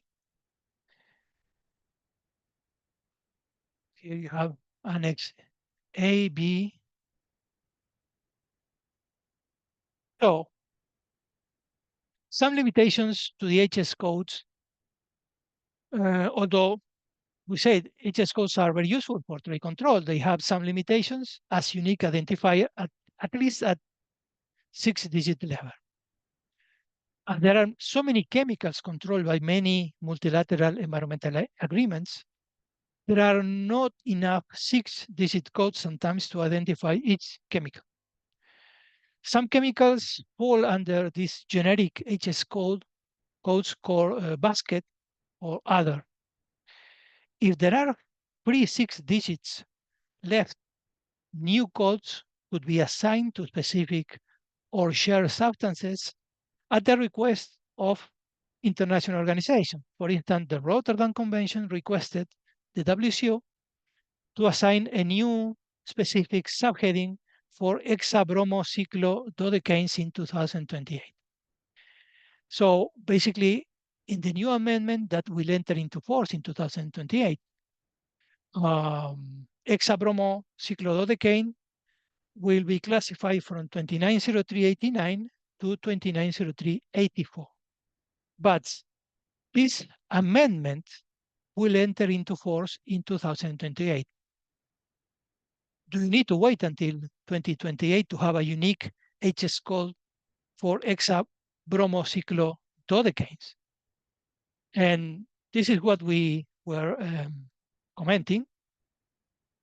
Let me see. Basically, to identify a substance not specifically mentioned at 6-digit level, the region or the country can use the specific national or regional subheading for doing so, for identify the chemical in that way. Let me show you an example of the European Union, which use 8-digit at regional level. So the EU has identified hexabromocyclododecane by expanding the international subheading 290389 to a regional 8-digit subheading 29038920, opening a specific regional subheading for hexabromocyclododecane. So it is not necessary to wait until 2028 to open specific subheadings at national or regional level. It is not, if it is the chemical is in the other, you can open national subheading to identify these chemicals in the harmonized system. To help countries or regions opening specific national subheadings for the substances control under the Rotterdam Convention, the WCO issue periodically recommendations to countries to open specific national subheadings. In this case, you have a recommendation to insert in the national nomenclatures substances controlled under the Rotterdam Convention, which are classified in the other subheadings. Those are hexabromocyclododecanes, decabromodiphenylether, perfluorooctanoic acid, etc. And in 2022, we had 48 interviews, but in 2028, it won't be necessary to do so. So this is another identifier that I talk about. We have several sources of information that I would like to recommend to you that is very useful for consultations. Some databases are used for controlling chemical information, others for controlling sources of HS code or for looking at hazardous substances or label information or certain accidents or spills happening during the physical inspection. So basically, I'm going very fast because we're running out of time, but basically on the link provided, you can search, going back again, you can consult the list of the chemicals with the CAS number. You can have access to these databases looking for the CAS number, asking for chemical information. You can look at the HS code, looking for the labeling, for the incidents, for the registration of the substances.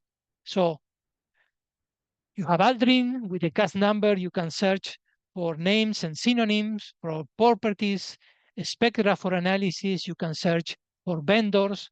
You have another second database, PubChem, which is part of the National Library of Medicine, where you can search also Aldrin by CAS number, and you can have access to chemical structure, names, identifier, synonyms.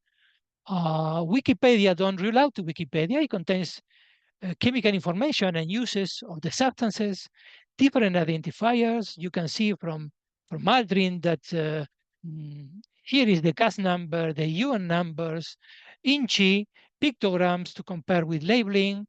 So it is not so bad, Wikipedia. We have in the link that I provided, you can download the emergency response guidebook in which you can search by specific UN numbers.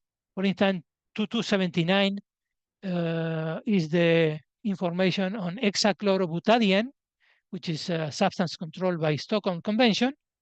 And if you can see the HS code in the other information, but in case that you see something leaking or a leaking container, you can read in this information the guide 151, which guides you on what it advises you how to proceed in case of a fire, in case of a spill or leak, or first aid, just for security purposes, okay?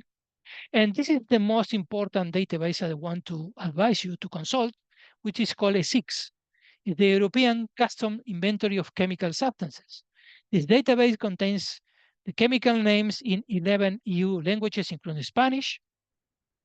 It is possible to search using the CAS numbers of the chemical. And this database is used by customs laboratories and customs in Europe, containing around 50,000 records of all pesticides listed by ISO, all ozone-depleting substances, all chemicals subject to the PIC procedure, or many substances subject to import and export control by the European Union. And it's the only place in which you can have access to the classification of the chemical, of course, at 8-digit level, but you know that 6-digit level should be the same for your country, okay? And this provides also a link to another database of, which is called ECHA database, which is the European Chemical Agency. When you have information, again, on the hazard classification, labeling, you can see that it's aldrin is classified as a POP, persistent organic pollutant, etc., etc. And if you want to look at different safety data sheets, you have also the link to access this website and look for material safety data sheet. Now, many multilateral environmental agreements request the WCO to open specific HS codes for their substances. How the HS is used to facilitate the monitoring and control of trade of controlled substances. Now, this is a poor custom officer at the border. He was assigned at the border, at the port or an airport. Its basic function is to control the payment of tariff in accordance with the national regulations, regional agreements. This officer should control the payment of the VAT or other taxes according to the tax regulation. But given the different kind of goods imported, he also has to control that the products are not fake. So he has to protect intellectual property rights, okay? You can agree that the tax is very complicated. Most of custom offices are not chemists, but they also are requested to control all these multilateral environmental agreements. Stockholm, Rotterdam Convention, waste of the Basel Convention, mercury compounds from the Minamata Convention, ozone-depleted substances from the Montreal Protocol, endangered species covered by CITES. The task gets more complicated because he also has to control drugs, psychotropic substances, controlled by narcotic and psychotropic conventions. He, in addition, has to control dual-use substances that could make chemical weapons, biological substances that could be used to make biological weapons. There are 14 chemicals that could be used to produce improvised explosive devices covered by the program Global Shield, which is covered by the World Customs Organization. And to make things worse, these many countries belong to other groups, like the Australia group, the Wassenaar dual good use that controls other prohibited chemicals. Many countries controls technology or equipment to be exported for avoid making missiles or being used to produce nuclear weapons. Those are controlled by other control regimes. So the question that I have to ask you is, do you think that this poor custom officer can control all of these substances?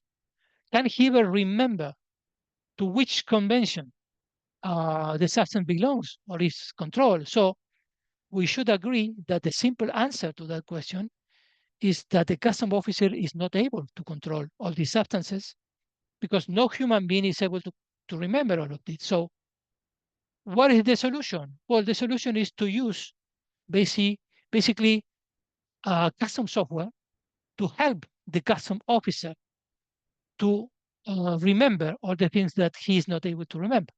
So this ideal software should be connected in real time with all the borders, with the port, with the airports, free zone, with all the relevant ministries, such as the Ministry of Environment, Industry, Ministry of Health, with the office who issued the licenses, even with the national authorities in charge of the multilateral environmental agreements. They could be connected in real time with this software. How this complex software works? Well, during the import and export, we have two different phases. When an import and export is requested, normally it's requested online through the custom software, and this is mandatory to use the HS code to identify the substance. As I told you, another identifier that could be used by the custom software is also to request to declare mandatory the CAS number. So the first thing that the system does is to identify the good with the HS code and or with the CAS number. So the more specific the HS code, the more precise is the control of the software. So when the good is identified by the software, the system say, okay, this is controlled by a certain agreement. So the system can check if a license is requested or the trade is prohibited. It can connect automatically to the agency that issued the license to control that the license has been issued, or can request the license to be presented to the custom officer in hard copy. So if the software is connected to the competent or designated national authority, they can see also that an import is requested, and they can feed the system to some procedure that they should be followed. And it can warn the national authority that an import and export of a controlled substance is being requested. So the system controls also that the company is properly registered as a trader. It controls that the means of transport is registered in the relevant ministry when entering the port, and that the company exists. Can control that there are no restrictions to trade or the necessary documents to present in case of the peak procedures. Okay. The system controls the payment of duty, although in this case it's not important. But if everything is okay and the duties are paid, the permit is issued. You can import, you can export this thing. Okay. So while the permit is requested, in general, the ship has not yet arrived to the port. Is in the way of arriving. So when the goods has physically arrived to the port and the importer asks for the release of the good, then the system performs another second step, which is the risk assessment to decide whether or not the good will be selected for physical inspection, or they can immediately release the goods through the clearance stage. Okay, this is done to facilitate and speed up the trade. So the assessment can start prior to the arrival of the shipment, and this is known in custom terms as assigning channels. So for instance, green channel means immediately release with no inspection. Yellow channel or orange channel depends on the customs. It can mean a document revision, or red channel could mean a physical inspection. And the system can also select blue channel or whatever color is in your customs to implement a post-clearance inspection, to perform an inspection of the company premises, looking for evidence of the final use of the chemical or to control inventories. So the system can also decide whether if a sample can be taken in the custom premises or in the company itself. And then to perform this risk assessment, the system weighs several risk indicators, starting with the HS code, that are identified if the substance is controlled, the type of company, a company which is registered in the country to regularly process hazardous waste in an environmentally sound manner has a lower risk for custom purposes that a new or unknown company which has never imported a waste and doesn't have a web page, or it could be a ghost company. So all this is checked by the system, but you need to feed the system, okay? So this is how the custom software work. Just to continue with the presentations, I have included here a lot of information which I'm not going through, the uses of the chemicals control under the Rotterdam Convention. This is important to know which products can contain these substances, but I'm going to, this is for information. Basically, I'm going to go directly to the summary of the products that may contain controlled substances. So here you have substances that may contain the POPs, and they are possible HS codes. For instance, you can have meat or fish or vegetables that due to contamination may contain, which are, if they are treated with pesticides, for instance, the vegetables which are in section 1 may contain, COPs contaminated. Wood treated with pesticides, chapter 44. There are many products that may contain flame retardants. Textile, section 11. Leather, section 8. Paper, carpets, chapter 57. Plastics is chapter 39, but in particular, you have, which has been mentioned, ABS 390330, polyester expander or foamed 390311 or 19, polyurethane foams 390950, polyamides, PVC, fluoropolymers 39046, firefighting foams, adhesives, sealants, coatings, paints, construction materials, lubricants, oils. You have all the information in this of these controlled substances. You have also transformers, capacitors, insulated cables that may contain POPs, electric and electronic appliances in the computer or TV housings, automotive parts, seats made of polyurethane for the urethane for the cars,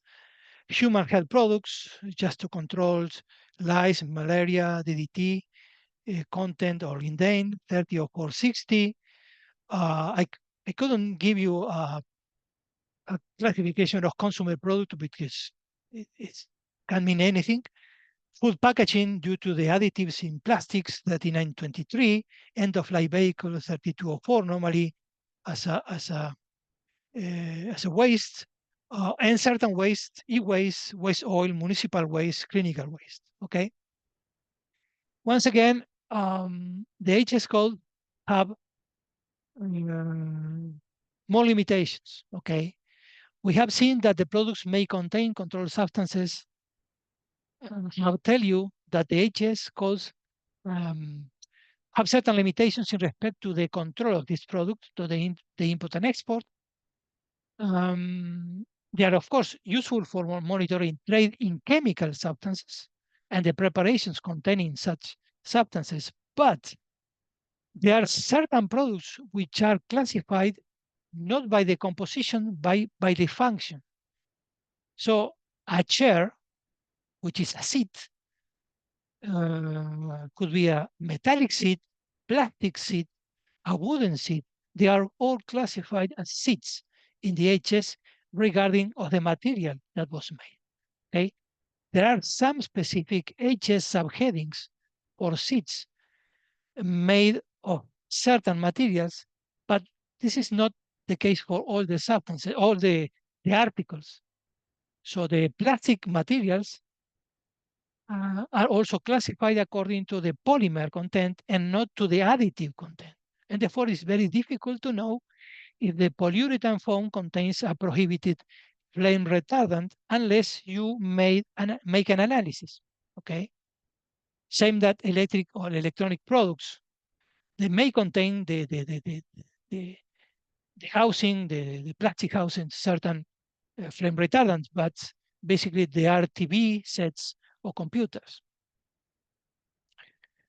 But the fact is that the additive content basically of a product is more a production problem, as Melissa mentioned, than a trade problem. The HS was not made to control how the products were produced, or in fact, what they contain in many cases. And the control of the content of additives should be placed in the production part or the use and not in the trade side, because there's no much time to control this in customs, okay? So in most cases, the HS codes won't give you the information of the additive. So we'll need to carry out an analysis to know the additive content or consult with the producer, okay? Here you have examples of a few wastes that mention the content of PCBs, PCTs, or PVBs, like waste oil containing PCBs, PVBs, and other. But when you see the classification of expansive polyester, it mentioned or the polyurethanes, it mentioned only the polymer, but not the additives, okay? Or the preparations, fire extinguished preparations, it doesn't mention the content, but only that they are preparations for extinguish fire.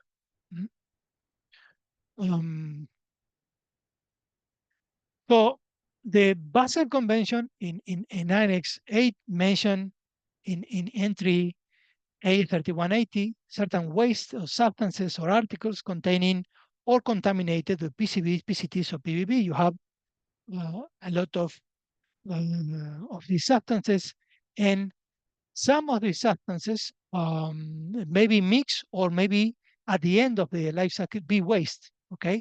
Such as municipal waste, clinical or other waste. And basically these are classified in heading 3825. There are definitions in the harmonized system in accordance to several legal notes on the meaning of a municipal waste, a clinical waste, or other waste. And we have an example of here a joint issue of POPs in e-waste. Basically, electric and electronic waste, e-waste, can contain, which is of course managed by the Basel Convention, they may contain POPs, and sometimes they are specifically mentioned, like electrical and electronic waste 854921 containing PCBs, or 854931 31 containing PCBs, etc. Okay. Now, here is the problem. This is a diagram involving the production, use, disposal, and trade of two different countries and the trade. So Article 6 of the Stockholm Convention on the persistent organic pollutants require that parties develop strategies to identify stockpile products and articles in use and waste consisting of, containing, or contaminated with the chemical listed in the annexes. One approach to accomplish is by enabling the identification through the life cycle of in the country, okay? Most countries do not have a strategy to identify POPs in products. So it will be very difficult to declare that a product contains POPs during trade. And moreover, customs only have a few hours or days to make a decision on a shipment once the good arrives at the port, okay? After it arrives at the port, there's only days, hours to clear or free the good to the country. So they don't have much time to make research or investigation when the goods arrive. But the provision for production, use, identification, you have a lot of time in the country to research of what products contain POPs or not. So it would be advisable at the national level to inspect if something import a POP, to inspect the final use of the controlled substances and their preparations to make sure that the substance is not added to the product that will be traded in the future. Okay. So at this stage in time, we always reach one. I have to ask you, Anastasia, what do you want? Do you want me to stop here? Start with some question? Do you want me to continue? Daniel, I think we have run out of time quite much, but for those colleagues that would like to stay with us, just a quick note. We really appreciate those who can stay, and I guess it would be good to continue because you have a few slides that are very important to conclude on this session on the decision-making part. And for those colleagues that would have to leave, we really thank you for your participation, but we will continue and finalize it within the next 15 minutes. Thank you, Daniel. Yeah, And over to yeah. you. Okay, great. So I will continue very quickly. Sorry, but yes, there's many things to say.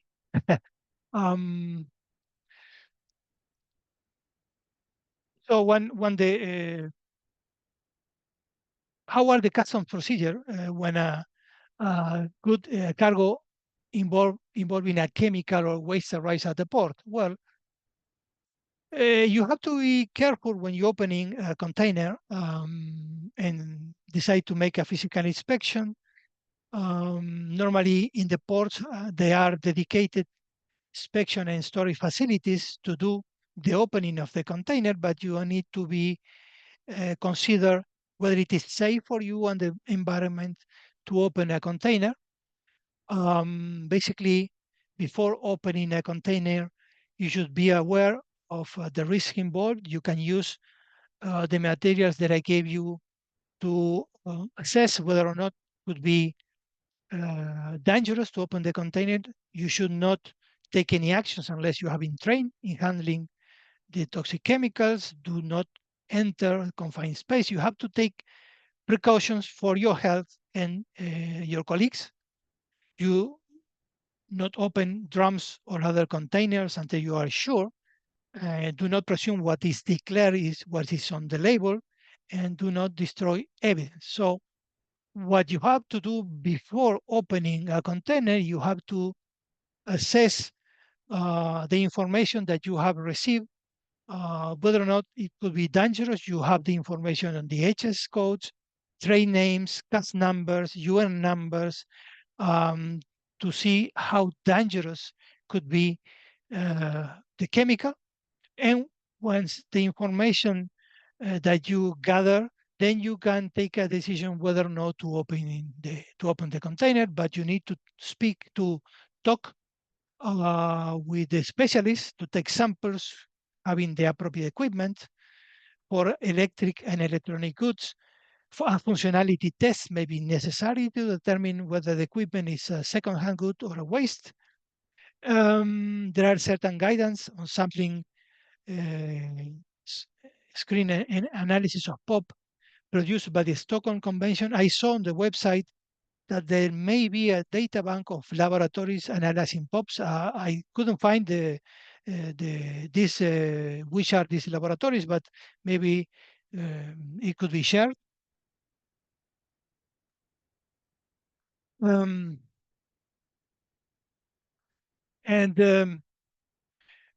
So once you study, the trade documents and you perform the physical inspections, you will lead to two conclusions: whether or not the physical movement is legal or illegal. There is no specific definition on illegal trade in the, let's say, in the Stockholm Convention or the Rotterdam Convention. We have a definition of illegal trade in the Basel Convention. So it depends on the legislation in your country, the actions the customs can take in respect to how the law defines illegal trade in the country. Okay. So the law normally assigns who can do certain procedures. There is a guidance on the prosecution of illegal traffic of waste made by the Basel Convention, which is for your for you to consult. And there are some smuggling schemes that you need to take into account. Normally, nobody will declare something illegal, so the illegal movement will be disguised or hidden or not declared. For instance, declaring waste as second-hand goods or hazardous waste declared as non-hazardous. So here I show you some example of misdeclarations. Here you have e-waste and waste refrigerators containing CFCs declared as second-hand goods. They don't have the protection, so therefore they were wastes. Mixed household residues declared as paper or plastic waste. PCB containing transformer classified as metal scrap. And basically some common concealment methods. The custom have X-rays. So normally, if you want to conceal something, you place the illegal goods behind rows of legal goods, or in this X-ray scanning, you can see that at the back of the container you have refrigerators, microwaves, and in the front of the door there is another type of probably legal goods that don't when opening the door, you cannot see at the back of the container. Sometimes the labels are painted, there are disguised, or sometimes e-waste is mixed with recycle or declared as recycled waste.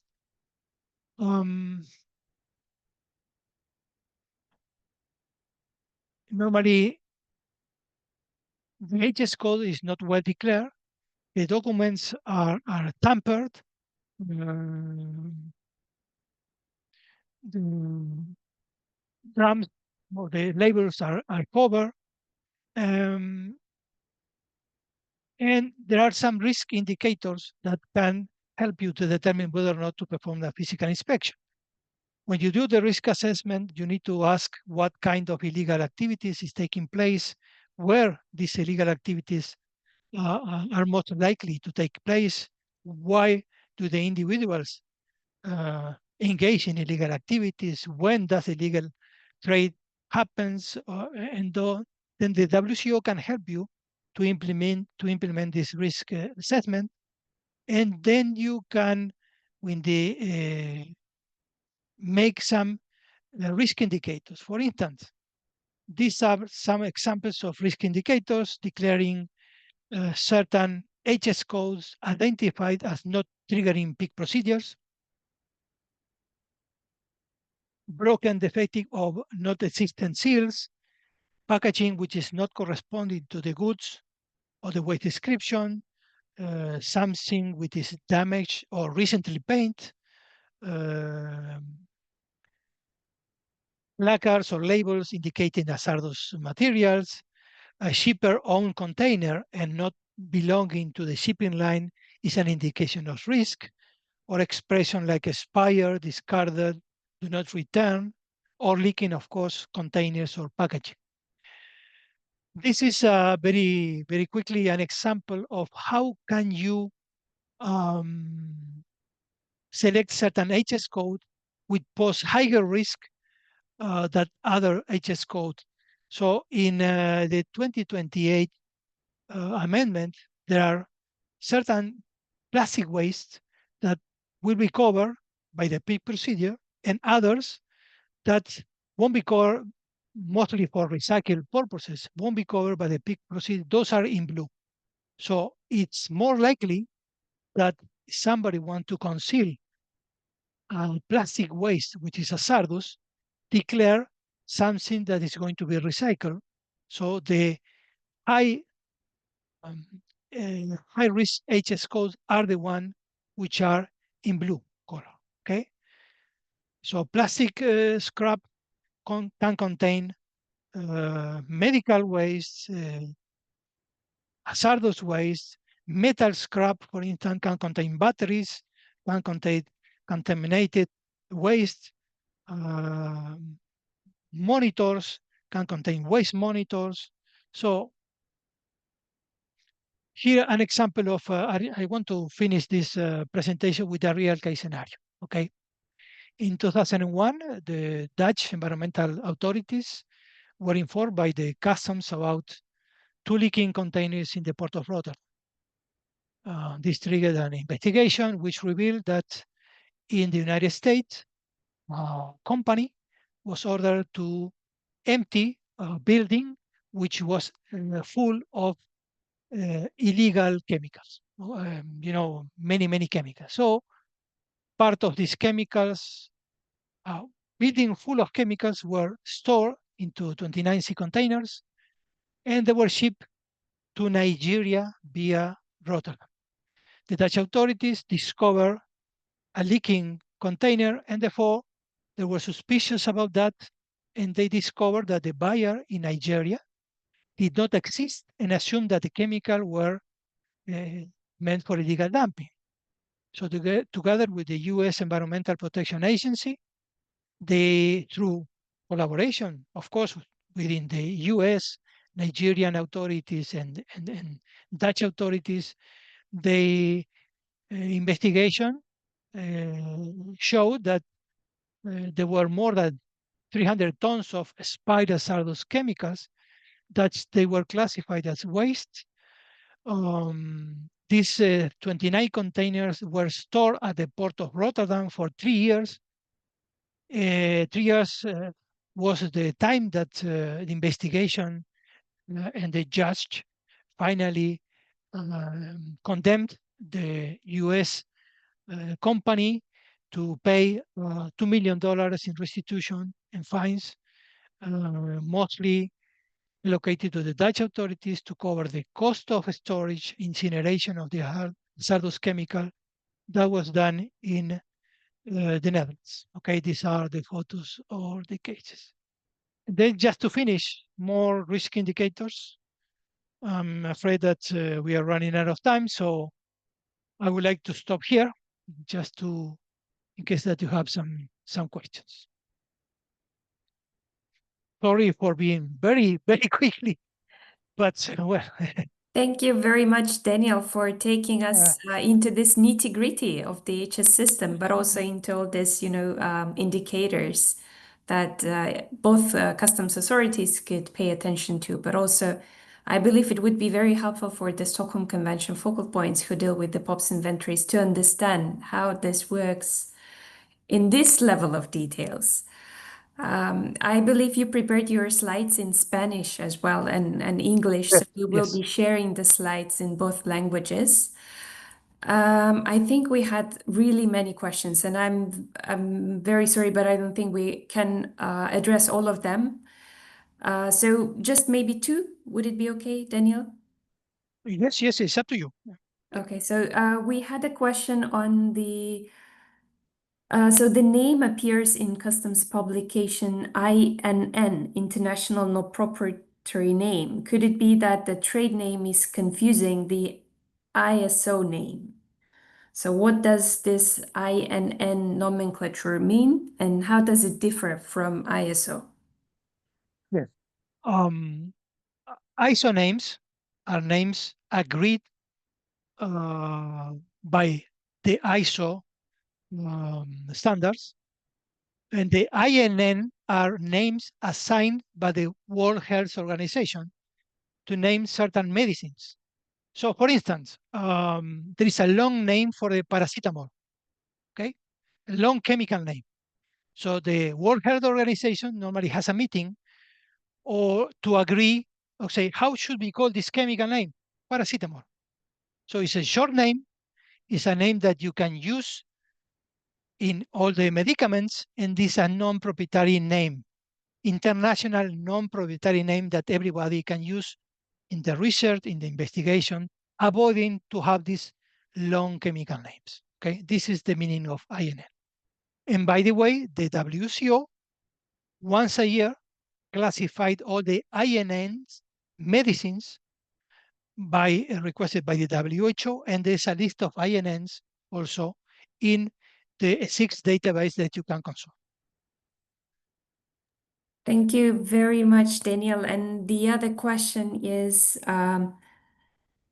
okay, what should be done with the products and equipment that are classified by unregulated tariff codes but contain controlled substances? So I guess we come back to the end of your presentation, but yeah, that was one of the questions from the region. Right. First of all, if they are waste, they should be, we should follow the Basel Convention procedures. Okay. Let's suppose that we have kind of transformers, okay, that may contain PCBs, something like that. If they are declared as containing PCBs, this is an hazardous waste. It was well declared, and therefore, if the document is okay, they could be disposed of in an environmental way, okay? But if you want to do this illegally, you misdeclare this, I don't know, metallic scrap, and this constitutes an illegal trade, okay? So once they constitute an illegal trade, so waste which are legally traded is for environmental self-disposal. The other waste, you need to prosecute the owner of the cargo, maybe to return this illegal waste to the origin, maybe to get rid, and according to the laws in the country, there are certain procedures that you need to follow. Okay.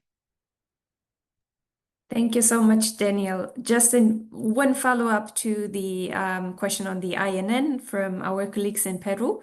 They're asking to share the link to verify the list of INN names. Maybe we can do that in the follow-up email when we share the materials with participants. We could include that if possible. I can tell you one thing, because I didn't include the INN because it's more related to medicines, okay? But in the WCO website, there is a place, you go to the topics, customs laboratories, and there is a database of INNs. It's an Excel sheet that any can download, which contains the INNs, the medicaments, the pure medicaments, which were classified by the scientific subcommittee in the World Customs Organization, and they are all there. Thank you very much, Daniel. That was a very, very comprehensive, I think, session. Unfortunately, 2 hours is really not enough to cover all of this. Yes, my excuses for that. Probably I was having the impression that I could deliver everything, but it was too much, maybe. But we've learned a lot, and I just wanted to remind the participants that if you would like to listen to this session one more time, we will have this session on 16th of October for Africa, Europe, and Asia regions. So if you would like to join again, learn a bit more, you can join. It will be free and open to everyone. And also the materials from this session in English and Spanish language. Thanks very much to Daniel, who prepared it in 2 languages. So we will share it with the participants after this event, together with recordings. And we all invite you to join the Green Forum group. My colleague Sumin will once again share the link in the chat, because in that group we share some materials that are not available on the website. So please feel free to join and ask your questions as a follow-up. So many thanks to Melissa for staying with us. I know it's 6:30 over there in Geneva. Thank you so much. And Daniel, for sure, for this comprehensive Thank you very much. overview. I learned a lot. I have my textbook here. I'm making notes. Thank you all, to all the participants, countries, the customs authorities, environmental agencies who joined us today. It was a very, very great experience. And all others, and for sure our interpreters who supported the sessions. Thank you so much. Maybe a few notes from our speakers and experts. Yes, thank you for the organization, Anastasia. Could I ask participants to put in the chat or which aspects they found most useful and which aspects they would like more details on? That will help us improve the presentations for our next workshop. So thank you very much for taking the time to do that. Yeah, thanks, Melissa. There will be a survey in the end of this webinar, so those who exit will get a survey. Thank you. Goodbye. Thank you very much, Daniel and Melissa Bye. and everyone. Thank you. Bye. See you.